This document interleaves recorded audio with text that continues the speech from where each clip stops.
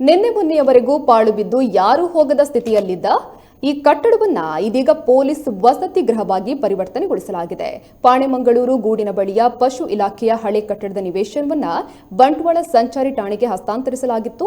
ಆದರೆ ಇಲ್ಲಿ ಠಾಣೆಗೆ ಬೇಕಾದಷ್ಟು ಜಾಗ ಸಿಗದ ಹಿನ್ನೆಲೆಯಲ್ಲಿ ಪಶು ಇಲಾಖೆಯ ಹಳೆ ಕಟ್ಟಡದ ಪಾಳು ಬಿದ್ದ ಸ್ಥಿತಿಯಲ್ಲಿತ್ತು. ಆದರೆ ಇದೀಗ ಈ ಕಟ್ಟಡವನ್ನ ಸುಮಾರು 5 ಲಕ್ಷ ವೆಚ್ಚದಲ್ಲಿ ನವೀಕರಣಗೊಳಿಸಲಾಗಿದೆ.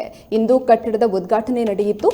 ಬಂಟ್ವಾಳದ ಗ್ರಾಮಾಂತರ ಪೊಲೀಸ್ ವೃತ್ತ ನಿರೀಕ್ಷಕ ಟಿಡಿ ನಾಗರಾಜ್ ಅವರು ರಿಬ್ಬನ್ ಕತ್ತರಿಸಿ ನವೀಕೃತ ವಸತಿ ಗೃಹವನ್ನು ಉದ್ಘಾಟಿಸಿದರು.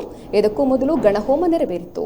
ಈ ಸಂದರ್ಭದಲ್ಲಿ ನಗರ ಠಾಣೆಯ ಸಬ್ ಇನ್ಸ್ಪೆಕ್ಟರ್ ಅವಿನಾಶ್, ಗ್ರಾಮಾಂತರ ಠಾಣೆಯ ಸಬ್ ಇನ್ಸ್ಪೆಕ್ಟರ್ ಪ್ರಸನ್ನ, ಸಂಚಾರಿ ಠಾಣೆಯ ಸಬ್ ಇನ್ಸ್ಪೆಕ್ಟರ್ ರಾಜೇಶ್ ಕೆವಿ, ಅಪರಾಧ ವಿಭಾಗದ ಸಬ್ ಇನ್ಸ್ಪೆಕ್ಟರ್ ಕಲೈಮರ್ ಹಾಗೂ 3 ಠಾಣೆಗಳ ಸಿಬ್ಬಂದಿಗಳು ಉಪಸ್ಥಿತರಿದ್ದರು.